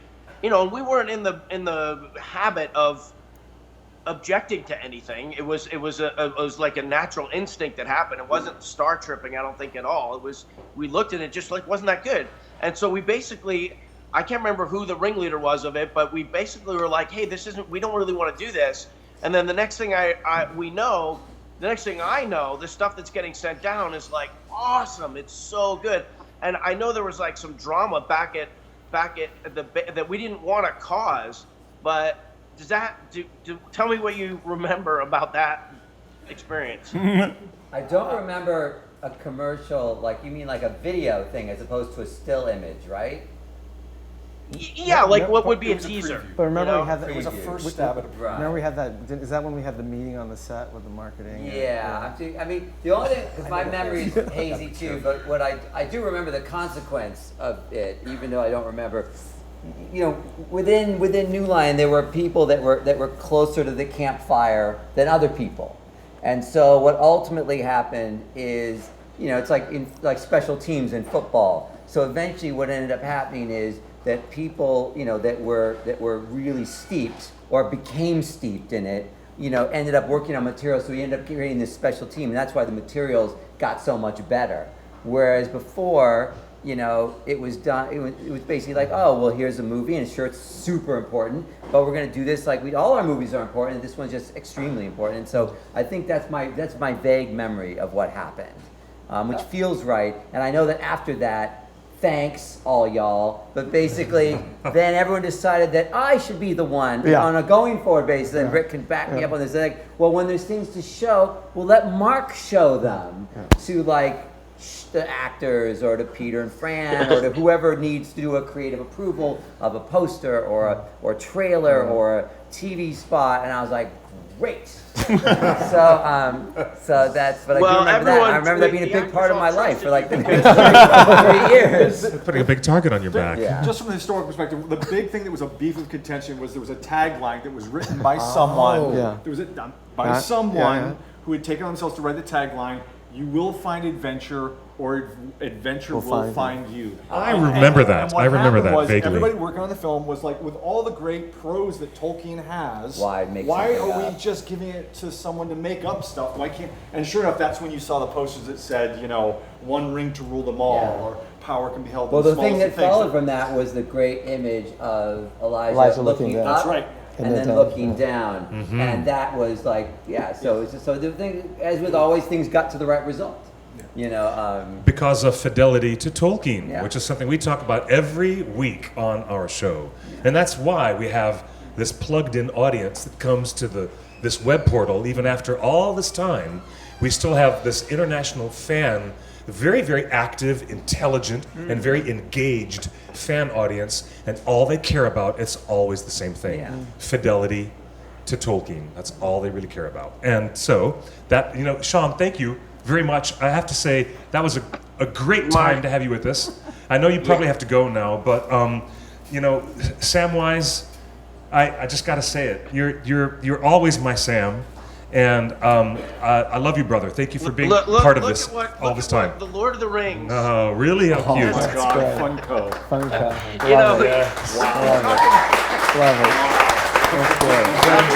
Honestly, who would have thought that hundreds of millions of dollars and the most creative people in the entire world, and 20 years later, I would Love see it. this everywhere I go. Love it. Everywhere you go. You finally made I it love when you you're a all. pop. Mark, it's so good. I've seen everybody. Rick, I haven't seen you as much, but love you guys. It's great to see you. And Cliff, you're an ambassador, man. You're an absolute. Now that the Amazon thing is going to get done, I don't know if you're going to talk about that at all, but we are, sure. Through line from Sean- across all of the iterations, and I just wish you continued health and success. And the fandom is lucky to have you, and we're lucky to have We you. miss you, mate. It's good to see you. Thank you, Sean. Miss you, bro. Thank you very Bye, kindly. everybody. Yeah. You're beautiful, man. Oh, wow. Ladies and gentlemen, you can't. I mean, I'll always remember the voice of Roddy McDowell. He was Samwise once upon a time in an animated version, Roddy McDowell. But when it comes to whenever you ever mention Samwise, I think of him. Yeah, he was- I think of someone mentions Gandalf. I really don't think of John Huston that much. That was really a joke earlier. I think of Ian. And now we're back to this conversation full circle where we're dealing with legacy yet again. Tolkien has this strange quality as an author. He has staying power. He has a generational quality of staying with people and being handed down to other generations. And you wouldn't have known it when you guys started all this 20 years ago, but this box set does the same thing. It's the first one's always free, kids. This is your entry drug into Lord of the Rings. This is your gateway drug. You watch the movies first, and if you haven't picked up the books, it's inevitable you're going to pick up the books and read them after experiencing these films. So how do you guys feel about that? I'm just laying this at your feet now. You guys have created a piece of cinema legacy that will outlast itself. And at the end of the road, I think it's more than we thought it could ever be. We were all skeptical. I mean, we saw Meet the Feebles as much as we saw Peter tearing up zombies with a lawnmower. We weren't sure what the hell he was going to do with J.R.R. Tolkien. I mean, yes, Heavenly Creatures was wonderful, but we really didn't know what was going to happen. And here we are, and it's just the most amazing thing. I actually, I think, and I know the New Line guys knew this. I met Pete in 2000, I think. He came to LA. No, 1990, sorry. Yeah. Well, it's 10 years, right? Well, that was around the Freddie time. Yeah. And he wanted me to come down and work on something there. New Zealand's a long way away. I said, I've got stuff here, but you're a really smart kid. And he was a really smart kid, and it was very evident. He'd written something called Blubberhead with Danny Mulhern. And it was kind of Tolkien meets Jonathan Swift. And I thought, this is really good. I can't tear myself away, but this is really good. And so when this thing came up, the Lord of the Rings, I hadn't seen Feebles. I hadn't seen the other ones, right? I'd only seen Heavenly Creatures and The Frighteners. And I thought, this really smart, cool guy is doing Lord of the Rings now. I think I better call, and my wife at the time said, you better call him. I said, if I call him, he's going to offer me a job, and I don't want to turn him down twice. I said, well, just do it. So I did. But I always had faith in him and Fran. And him first, because I didn't know Fran yet, right? But the guy who I met in 1990, I knew could do this thing. So I was one of the believers. I have to say, I can't say An it. early torchbearer. Yeah. I mean, and I think he did. And one of his, I won't say who, but one of his really cool, one of his really close inner circle. I was out, drinking early on, like my first week there, and Pete knew my stuff from, the crappy movies I'd made, right? And she said, and here was this American who Pete had regard for, right? And she said, do you think he's really got it? Oh God, yes. Oh God, yeah. and I never doubted it.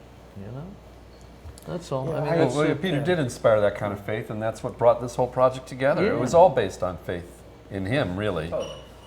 And somehow you just had it. But I do think, I mean, look, I drank the Kool-Aid early, but it wasn't difficult. I mean, I worked on The Frighteners, so I got to see, you know, the post on that. But I think that if people looked closely, if you looked at Heavenly Creatures, and then if you looked at the fact that he actually created businesses or he bought like the film unit, I mean, he and Fran did a lot of stuff. It's very difficult to be doing while you're trying to make movies as well. That's a lot of, you know, being able to handle many things at once and yet keep the focus. And if you're directing and creating an epic, you know, that's a different type of directing. There are amazing directors out there that will do an incredible movie with 3 people, and they're geniuses, but that doesn't mean that they can direct an epic. That doesn't mean they can direct something of this size. And I think Peter showed early on, Peter and Fran, that combination, that's something they could handle, you know, so at least that was my opinion, yeah. Little stories not oft told, or maybe never been told, is when they were doing the film, Peter and Fran, I got this from them, they were looking at buying Stone Street. They needed a place to do all this stuff, and it was a big thing because they're going to have a mortgage, and you know, now they're in debt, and they've got to have this studio, and it's got to work, and whatever the film doesn't work, they're stuck with this real estate. Oh my God, what do you do?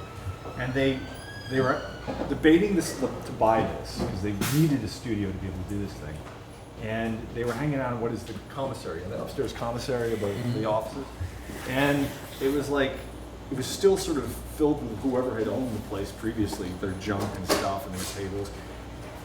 And they're trying to make this decision, and they saw on the table, just happened to be one of the centenary editions of The Lord of the Rings that was done by Alan Lee. It was just old, they were just sitting there on the table. Well, that's the combined edition. Yeah, it was all 3 in one volume, illustrated by Alan Lee. Yeah. And they saw it on the table, it was just sitting there upside down, open. And they thought, well, I think that's a sign. Literally, like that was it. Like okay, we're supposed to do this. We just have to take the leap and go. You know? Yeah. Is that's what it takes, really. If you're going to take on a beloved fantasy property, is that really what it takes to have? You need to have a central voice, a central figure. You need a captain for the starship. Yes. In a sense, you know. You have to have a vision, you have to have a great work ethic, and you have to have guts.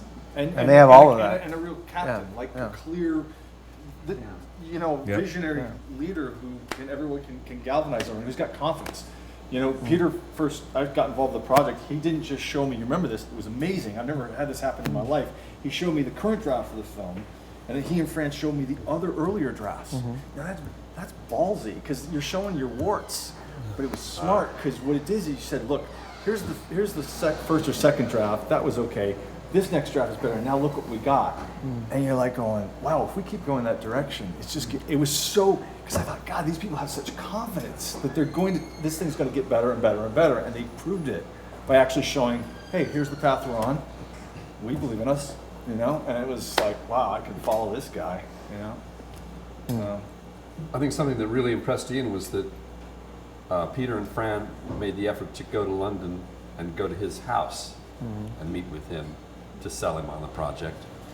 And there aren't a lot of directors, I believe there aren't a lot of directors who do that. They do kind of expect you to come to them, don't they, generally? So, that was a very important selling point for him, was their dedication to do that. Sala? I mean, it is Ian McKellen. So. Well, he is now.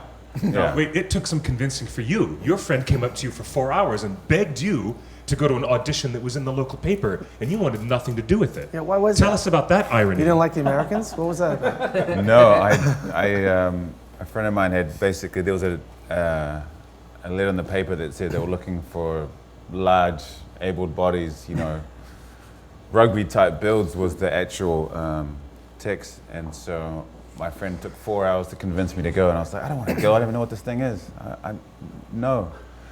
And so I finally went with him, and I ended up making it through, and he didn't. But then later on, he ended up coming on as one of the extras. But It's kind of like the movie Fame. You didn't even want to go.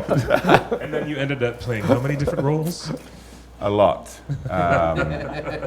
because we had so many different units, you know, we were constantly shooting and jumping from 1, 2, and 3 with different sequences with different departments and directors, and going on Rick's unit or you know, Jim's unit, and just or even you know, going everywhere to try and figure out what was, you know, best for the show. But it was just so much fun because you got to put on so many hats and help out and join these guys. And for me, it was my first show, and never really heard about the films. Had basically been thrown into this movie we were flown down south to Queenstown to start all aim and hen and get ready for all Viggo's first fight with the Urukai, his first battle sequence with all those guys. So I was again thrown into some of the country I'd never seen before with this amazing crew, the Americans, and had come over because, like, again, all we'd heard their accent on TV, and now they're everywhere. It kind of made you feel cool. You know, for me as a young, like 21-year-old at the time, traveling and learning all these great things from because, you know, New Zealand's a very small talent pool, and we don't make a lot of projects, but we make really great projects. And now everyone's starting to realize that we're not exposed to a lot of the stuff that's happening over here, but we find our ways, just like we figure out how to make things happen, you know, like the number 8 wire, you know. We don't need all the big fancy things to make it happen, we'll figure it out. And it's a kind of like, that's the Kiwi way, is to like, we'll figure it out, don't worry about whatever you need, we'll make it happen. Just give us some time, we'll figure it out. But working with the crew that came over with the Americans and learning, as my first film, it was a whirlwind into the film industry. And then Mark. Didn't we meet in Ammonhead? Yes, or right after, because that was one of the few locations I actually went to. Yeah. So I remember that. And I got to know Mark, and Mark was actually one of the keys to me coming over to the States, because I'd met Mark, had been on set a lot, and I think it was one of the days where Katie had first come onto set, Peter's daughter.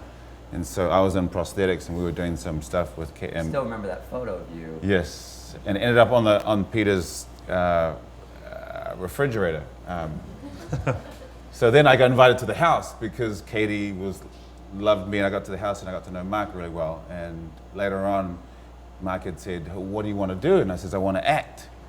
And he says, "Well, why don't you meet me on Saturday morning at the Hummingbird?" It was a Hummingbird Cafe. And I was like, "Oh, sure, I'll meet this American producer at the cafe on Saturday morning, sure." And I was nervous, and I went and met him, and he says, "What do you want to do?" And I says, "I want to act." And he says, "Well, I think you're great. I think you're wasted here in New Zealand because everyone looks like you. And I think you might have a really good idea, you know, a good chance that if you really want to do this thing, you should go to America." And I was like, "Excuse me?" I was like, "This guy thinks I have it, or something, I don't know." And so from that day onwards, I basically made my way into the next year, kind of packing everything up to come over, and Mark helped me with letters of intent and all sorts of great things. And Rick also. All legal though, all legal. All legal, all legal. I just all want to legal. make sure President Trump Let's be clear, understands there's no that quid pro quo. So yeah, it was the start of some amazing things. I just injected politics. I love it. It's funny. We're good. No, we're good. We're good. I'll end it all right here, Sauron. But I do think so, Michael. You always remember the stats. But in terms of actual crew, though, what was it? 98% Kiwi. Oh yeah, easily. Like when we were easily. So, I know there were a lot of Americans, but the truth was, the heart of it. It was. You know, when it digital was a little bit different in that it was like people from all over the world. It was like, and that's where you got the foreigners, the out of towners, but and then also. It was really and a lot of the HODs were New Zealand. They were Kiwis, right? Or a couple Australians, like Brian Bansgrove and. For those who are watching, HOD means head of department. Sorry, Yes, producer talk. Okay, no, really, this... But I think that was unique because at the time, sorry to interrupt, but at the time there was a movie also vying for resources down in New Zealand at that time called Vertical Limit. And there was a lot of people shipped in for that. And I think we took a lot of pride in the fact that, this was a New Zealand Well, production. they were also very pampered. Yeah, They had well. like the nice, like on location, really nice, all stuff. What are you saying? We didn't take care of no, our but people? you guys were bloody guts. It was like you guys would be driving out like 4 a.m, you know, and you'd pass these guys. So like they were all sort of, you know, it was like Rings was, you know, guts and glory. You know, I just remember the work ethic of the Kiwis, and you know, when you go to American sets, one group picks this thing up and moves it here, the other group does this. Everybody would just go grab something. Yeah, it's yeah. like, we got to move this thing over there. Okay, let's go. And you know, they were making the movie like they had to make this work. Like they were, it was their lives were at stake if this movie didn't do well. So they all gave it their 100%. It was a big opportunity for a lot of people too, you know. Right. I mean, everyone came with this really large production that came from the States that everyone was going to spend a long time with, and we basically had to watch each other's backs and work, because it was long hours and travel. We were driving for 2 hours before we got to location, and then we would work for 12, 14 hours and still to travel back. So And not complain. No, Yeah. I don't Well, remember it was hearing that whole people student film vibe, right? Yeah, You know, right. I mean, it That's a was good analogy. Everybody loved doing what they were Yeah. doing. Right. Because I don't remember hearing people getting sick of each other, considering No. how long we were there. And I'm sure Yeah, there's a yeah. lot of people that would go online and go, "Oh yeah, I remember being sick of you, Rick, after month 5." But I mean, if you think about the number of years that we were doing it, I think Yeah. you know, I mean, there were obviously hard times at times, but I felt people were, yeah. yeah, but we okay were with doing it all start- together. Yeah. There was that feeling that I had when I was invited. Ian said, "Come visit. I'll introduce you to Shadowfax." And the OneRing.net actually wanted to send me to be a spy, to like be embedded onto the set. We did not tell you, Mark. We did not tell New Line Cinema. Deniability. Now you're saying this. 20 years later, it's safe to say that now, but I got down there and you, Sala, said, "You've got to come meet everyone. We've had a long day filming, but we're still going to go out drinking to this place called the Steamboat." The Steamboat, yeah, remember that, Rick? The Steamboat that had karaoke there? Yeah. And there was Miranda Otto, there was David Wenham, there was everybody. Some of the people who really did have 14-hour days, they were still there, ready to share a pint and to pat their fellow crew on the back and sing a song. And there was this camaraderie that was otherworldly. I'd been around quite a few sets, movie sets in Los Angeles. Nothing like that. There was nothing like that. Most people just don't even want to bother with you after you've been shooting that many hours a day. But there was that camaraderie, and Salah, you were so kind. Thank you for introducing me to all the nice people there, and thanks to Ian. And then New Line said you're not allowed to publish a damn word of it until a year later. As all that stuff that I saw that was related to the Two Towers, I had to bite my tongue, and I couldn't publish anything online until an entire year had gone by, and the next film had come out. But I do remember that very well. That sense of family and that camaraderie is so irreplaceable. It's so ephemeral, you know? But it was also great with the fans, because I think the fans like were really wonderful to us. I mean, I remember one time at Helm's Deep where one of our guys spotted a gentleman that was way up above the quarry. So this guy had a hump in through maybe a day and a half of bush to get to this position. And you know, when he was trying to take pictures, you know, the red. Really? Yeah. So He was spying on you. Well, no, You he was could trying to take see the photos. light. You can see the little red. Yeah, with the Yeah, little. yeah, yeah. So he's up there doing this, That's and great. and so it's like, all right, well, go find his car and just wait for him to come back. You know, so I don't know, a day later, when they're waiting for him to come in the car, and I remember being brought over, and I was like, look, mate, you know, we need your film. You know, because the last thing we want is, you know, this to get out. I mean, we're trying to make this image look perfect for everybody. And if your image from 200 some odd feet above looking down with, you know, however it is, it's just going to be an unfortunate bummer way for the fans to get this as the first time they see Helm's Deep. You know, do you really want that to be the first? And he's like, oh no, I totally get it. And he was really cool, and he gave me his negative. But I mean, like that was also part of it, was to, you know, there was this understanding that like we're all excited about, but we also want it to be good for everybody at the That was start. one of the smart things from Yeah. the studio, from the filmmakers and the crew and the cast. Yeah, You know, Gordon should be like was yeah. enfranchisement of the fans. Like Yeah. early on, it was immediate relationship. Like before the films were even shot, Pete doing the 20 questions online. Like that was before anything even got. That was when the film was being written. Yeah. Yeah. And he's like, okay, come in. Let me let me hear your questions. I'll try to answer them the best I can. So like that was so. And later, Gordon Patterson from Yeah, New Line, like he should exactly. get a shout out. Yeah, he was great. Yeah, I mean, exactly. Gordon a real was always pioneer. very kind and But he was a generous. real pioneer in this outreach. But it was Yeah. like everybody understood Yes. really important that it was not just a one-way relationship where we're going to make a movie and here you go, enjoy it. It was more like, no, we have a relationship, and a relationship that's got to go on for years. This is a family, and if the family doesn't work, then this whole experiment isn't going to work. And I thought that was one of the most brilliant things of the whole endeavor. I'll agree. I mean, from our perspective, we did feel enfranchised. We didn't feel at any point that, because Warner Brothers was slapping like little cease and desist letters to 11-year-old girls who had a fan site for Harry Potter. Like they were sending nasty legal notices to little kids in the Midwest who had Harry Potter fan sites, but we didn't get that.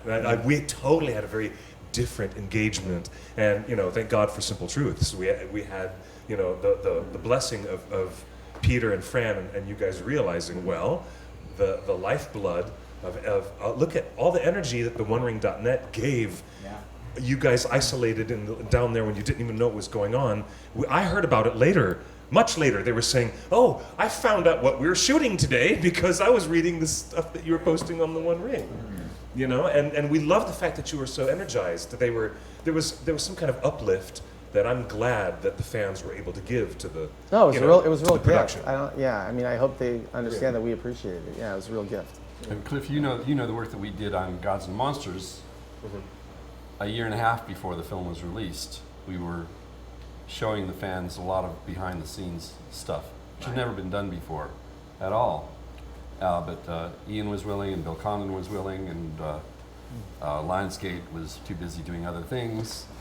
And so as soon as it was pretty definite that Ian got the job, I took the liberty of writing a 3-page memo to Mr. Peter Jackson, outlining what we had done on Gods and Monsters, which resulted in a couple of Oscars, or a couple of nominations anyway, and 1 Oscar, right? Or three nominations and 1 Oscar. That's right.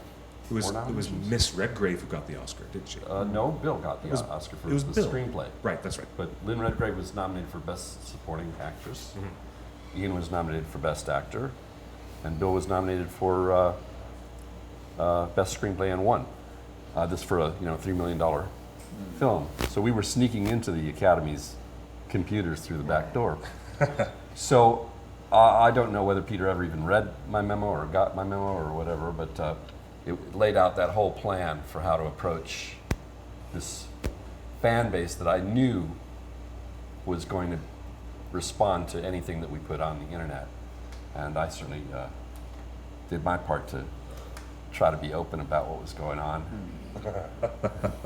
To the chagrin of some people. Yes.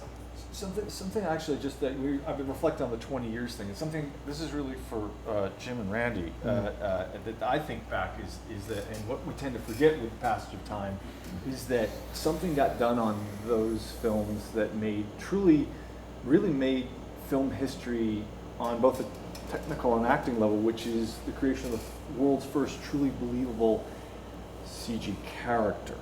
I don't mean dinosaur, I mean like a living, breathing character, which was Gollum, which really changed film history.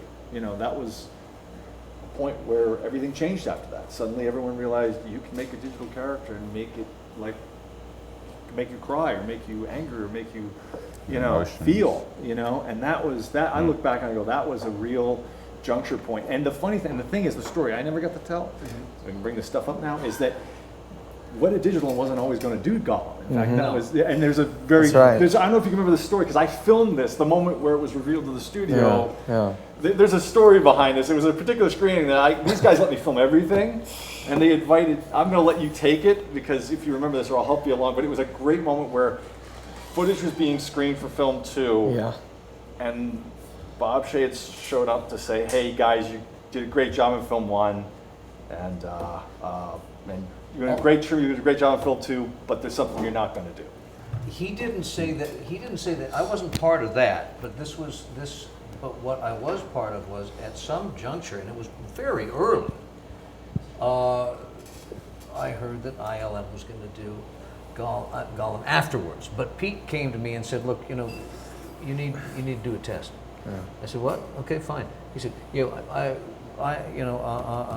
Line wants to see Gollum, fair enough, and they want to see him acting. So can you do a couple of shots? A lip sync thing and this 30-second thing on Weathertop, right? And so I said, yeah, and I got Adam Valdez, who was my second in command at the time, and said put him on the animation keyframe of the lip sync thing to Andy. What? No, not Andy. What's the name of the dialogue? Rasheen? Or no, Rasheen or the Jack. Jack. Andrew Jack. Andrew Jack, yeah. Yes. He did a thing, and then I did Gollum waking up on Weathertop. It's like 30 seconds of animation, right? And he said, you got a month to do it. I said, well, get me a room that you can knock a window out of because, I need to smoke my pipe while I'm, animating, right? He said, no, you can't smoke. I said, look, for 30 years I've been a machine that turns tobacco into animation. I can't get it for you in that amount. So they knocked out a window, and that was, and we did it, not knowing that there's this sort of Damocles hanging over our heads. And it came out, it came out pretty damn good, if I do say so. Both of them did. Right? I don't know if this coincided with that, but when I first got there, they had a maquette of Gollum. Yeah. And so it was a rubber maquette about normal size. And you looked at him, and he sort of looked like an alien, like a long face.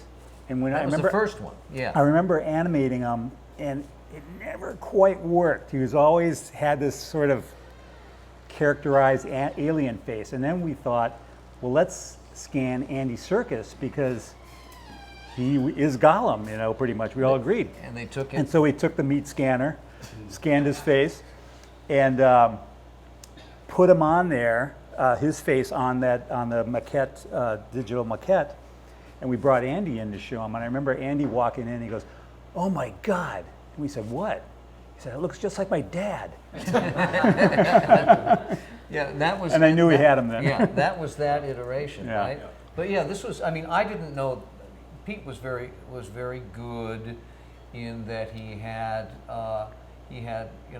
confidence in our ability to do it, but he was also very smart that he wanted to give me the space to do it however best I could and not choke, And I don't know if I would have choked because I'd worked under pressure before, but he didn't give me the pressure. Yeah, he didn't I make found it out worse after. for you. Well, the pressure was there. Were you in the room, Mark, when this went down? I wasn't in the room. I was aware I of it. just looked at the footage. Yeah. I just watched the footage before this thing went down because they used to let me film everything.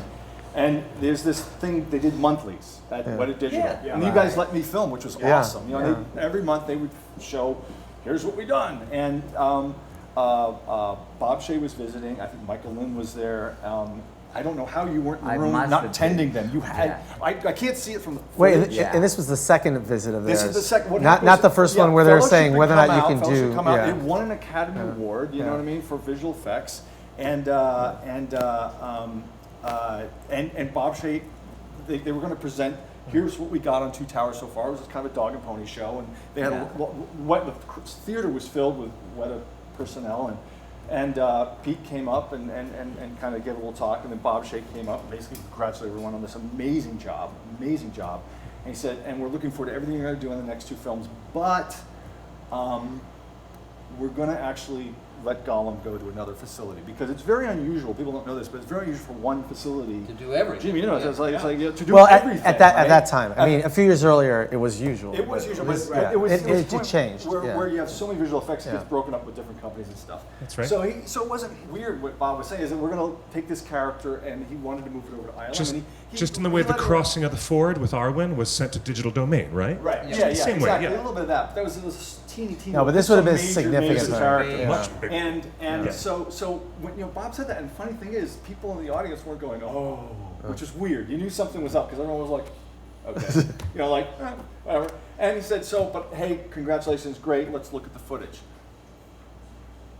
And Pete's in the audience too, right? And the first thing up when the footage starts Is this thing. Randy's animation Yeah. of Gollum climbing down, in the Eamon Mule, just doing the whole thing Down the cliff, It opens, and it's beautiful, Yeah. and literally like everyone cheered, just like wow.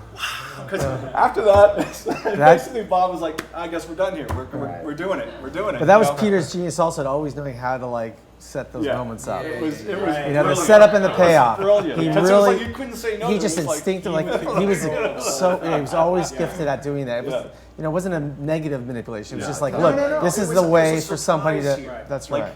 It can be done. Yeah. And it's gonna be beautiful. Yeah. You know. Brilliant. Yeah. That was a very different meeting than I remember the first time when we got the thing of, well, can you guys do Gollum?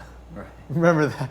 Like, this was before any movies came out. Right. And there was like, you know, there was sort of this statement of this, well, we're having a come to Jesus meeting kind of a thing, and that's when we started coming up with they started coming up with the, you know, the milestones and the, Right. but I just remember like that room being a bit electric, like, you know, the studio going, well, can you guys really do this?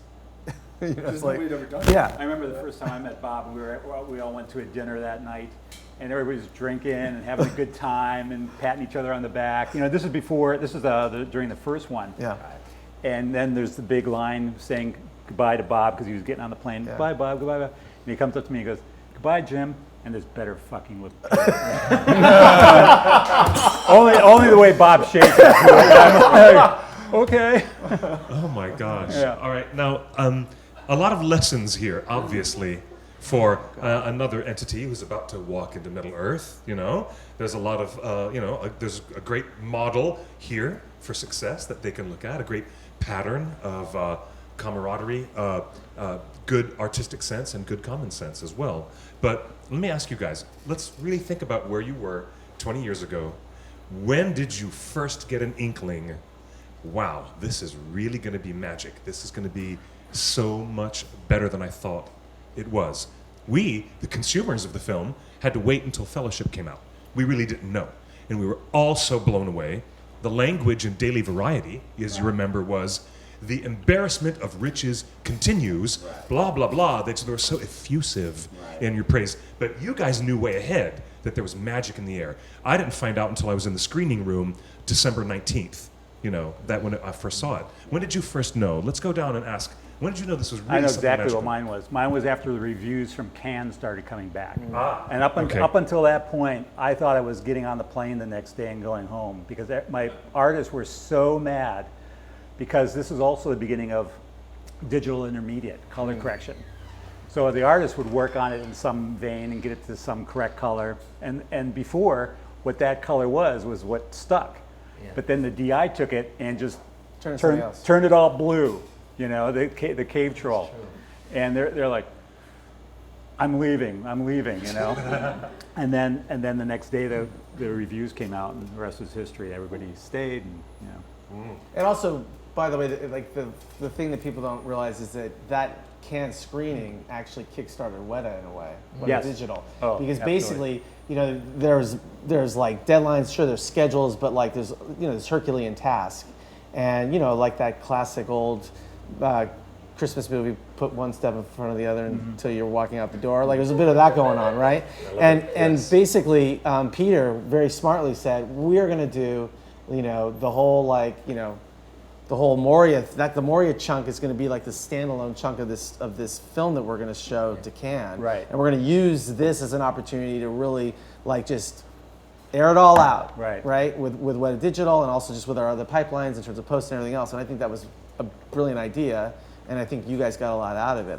But I know it was painful. It was Well, not when easy. I got there, Peter came up to me and he said, Yeah. this place, at the time, this was 2 months before Cannes, this place is a morgue. Yeah. Weta. And it wasn't in a bad way. It was people weren't communicating with each other. You go from room to room and everybody's sitting there doing their hair simulations. And they were doing a lot of stuff, but it wasn't collaborative. And You so, needed a focus. so the next day is when I initiated dailies. And every day, from then on, Yeah.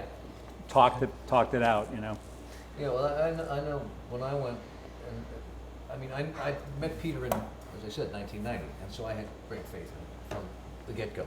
I walked into went a workshop. They again taken right from the airport to work, and I saw all these damned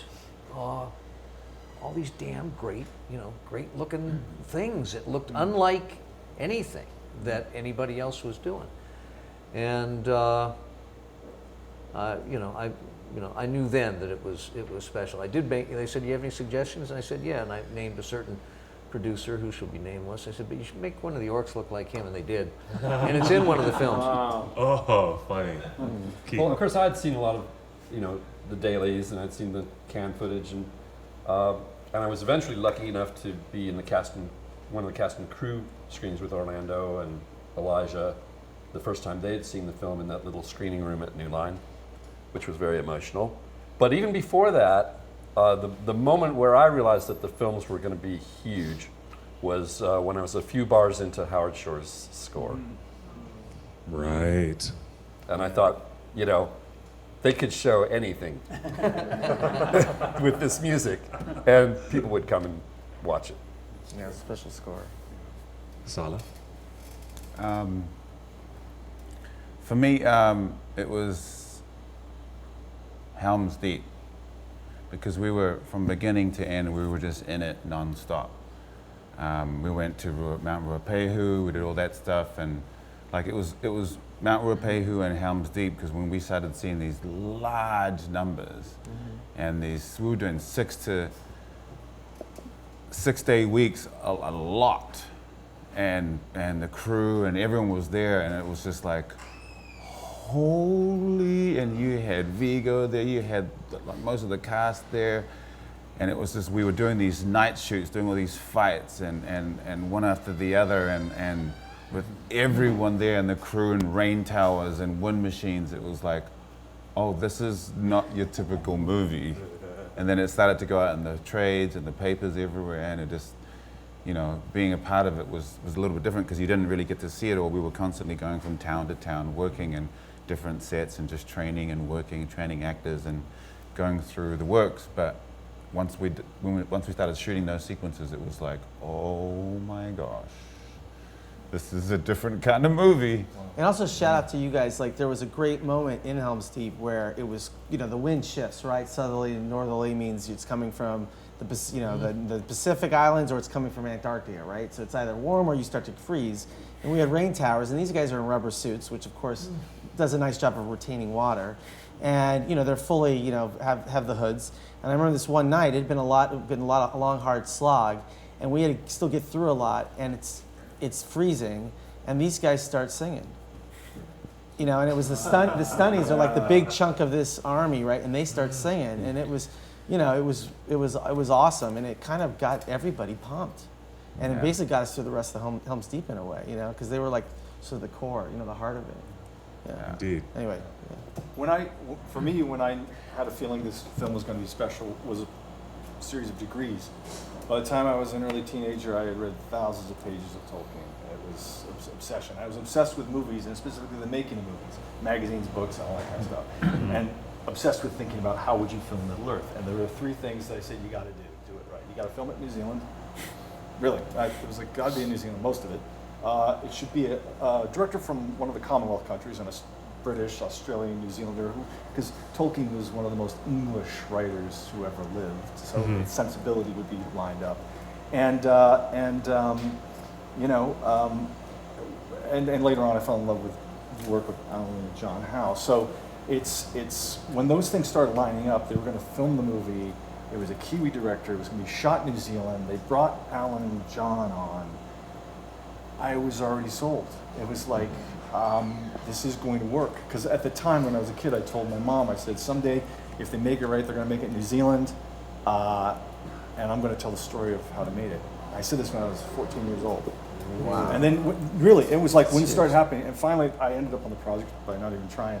And so when I saw it, the first version I saw was like a VHS with all sorts of cards and like temp effects. It was the worst, think of several generations, just terrible. But by the time they got to Moria, I was crying. It didn't need to be, because I realized it was going to be the thing I dreamed of my whole life, Wow. That's how it happened. Wow. Rick?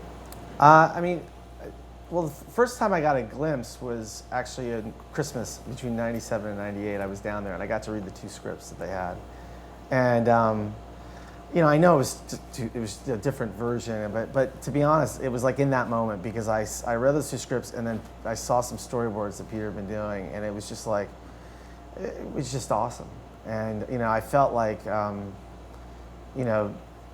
Peter could move mountains, and he was in a place that where he could do that, and I just was really inspired by the whole thing at that point. So for me, I definitely bought in, right then. And then I'm with Randy, like walking through Weta workshop, Richard and the guys there, the men and women there. It was always awe-inspiring, and there's a reason why Sean came off a plane and we took him straight there, and there's a reason why Randy came off a plane and we took him straight there. I mean, there's a reason why we did that, because it really was like, you had me at hello on that moment. I don't care who the person was, so anyway, yeah. Well said. Very well said. And that was when I met Mark Rodesky. I mean, who wouldn't, Who I wouldn't even have met my wife, by the way, without Rick, because you threw that party. That's right. So That's there right. you go. My birthday party, yeah. Right. Oh my God, Lord of the Rings bringing people together since 1954. Exactly. Apart from the true believer stuff, which we all have to degrees, I mean, for me, when I was more objectively knowable, before Cannes footage, there was a time when a number of our key foreign distributor partners came down, and Bob said, we have to show them something. And there was we had talking head drama scenes. We were shooting. Yeah, so we put 5 or 6 of them together, and we showed them in the cinema. So like our Australian partner, these were the people that bought in on all 3 films. So UK, France, Australia, Germany. And after the screening, Graham Burke, who was chairman of Village Roadshow at the time, which was more than just the Australian distributor, it was a big company, still is, went up to Bob Shaye and said, I'll buy you out for half the whole thing. Like, I'll just buy out half the movie for the world. And I thought, oh, this is great. This will take all the pressure. Bob will say yes. Things will get easier. It'll be great. And of course, Bob didn't say yes. And when I went up to him, I said, I don't understand. He said, when someone offers to buy you 50% of it, you don't sell it. You keep it, because that means it's worth more than 100%. I'm like, all right. Lesson learned. Lesson learned. And these were just beautiful acting, directing, writing, pure drama scenes with nothing. No stunt, no visual effect, just pure drama. And I thought, if these work, everything's going to work. Yeah, Lord of the Rings is unique, right? Because it's a little epic. And you've got this great scope, and yet you've got also this great intimacy, And I think that's why it's so moving. I mean, that's what Tolkien built that in. It's such a wonderful job with it. He did indeed. And aren't we lucky to be here 20 years later? I'm suddenly reminded, because at the red carpet premiere of Return of the King, it was the first thing that Ian said to the crowd. When he was up there, just the crowd roared this adulation from Wellington. You had 4 miles of red carpet through downtown Wellington for that. You guys remember that? Yeah. And then Ian effortlessly gets up there, and he's just Ian, and he says, "Hello, everyone. Aren't we lucky to be here?" And the ovation went on for several minutes. Do you guys remember that? Yeah. Because we are. Now, this is where I have to say, the road goes ever on, but our live stream must actually come to its needful end. This is amazing. We have the brand new rings of power that are made by Badali Jewelry. Rings of power for the 9 men. The fantasy franchise that never stops. It's the gift that keeps on giving. The Lord of the Rings still has its wildly enthusiastic fan base. Amazon has put forth $500 million just to get the license, and this is not the Saul Zentz deal anymore, is it? This is a whole different deal. It's a whole different thing, a whole different approach, and the fandom still rages on. They really do. It's exciting to have you guys all here. Thank you for coming across many different time zones and places and flights to be here with us tonight. And thank you also to Sean Astin. The spirit of Professor Tolkien is very much with us, is he not? And I'm just, to the live audience that keeps coming to visit with us, thank you for being part of the OneRing.net and our ever-growing family of friends for 20 years. It's a place of a safe haven where everybody who loves the work and the languages and the fantasy of J.R.R. Tolkien, we all come together. You guys, I don't know how you did it. and with Fran and Philippa and Tanya and Richard and all the people who could not be here. They're also here in this room in spirit. Andrew Lesney. And Mr. Andrew Lesney. And Brian Bansgrove. And also And big shout out Brian. to Carla Fry, who basically Yes. said, yes, they can make this movie. Yeah. Head of production at New Line, who's no longer with us. She, Yes. there are a lot of people She like vouched. them. Yeah. She was the one that basically put vouched. her reputation on the line, saying, Yeah. "I believe in this." Yeah. Who was that? Carla Fry. Oh, Yeah. Yep. Yeah, I was head of production. And that's a big gamble. You know what I mean? That Yeah. was, but she had the courage to do But it. Carla, Andrew, Brian, it's all of them. Yeah. It's quite something, isn't it? So, ladies and gentlemen, thank you all for being here tonight. Let's have a big round of applause for our guests here.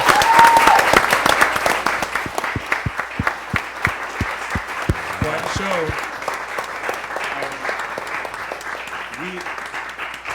We're gonna be talking much more about the mischief that is being made in New Zealand, because cameras are gonna start rolling like in the coming months, are they not? We keep hearing rumors. And stay right here with theonering.net. Every Tuesday we're here live at 5 o'clock. And thank you, Mr. JC, and all the hardworking people at Scum and Villainy Cantina. Thank you very much for hosting us tonight. We appreciate that. You guys are awesome. You can follow me online, QuickBeam2000 on social media platforms. And take a look. I've got a little indie movie that I'm going to plug right now. I'm making a new movie called Going Live. Check it out. I'm going to make posts online about that. You guys, I love you all very much. And I love you guys online. Good night and good luck. We say buenos noches y buena suerte. Thank you, everyone.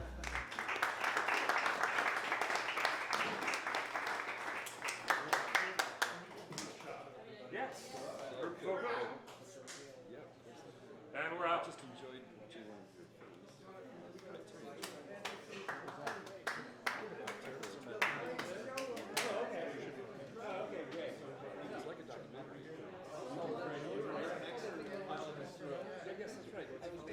Yeah, you know what? I need to be on that side then. Yeah. So here's mine. Great conversation.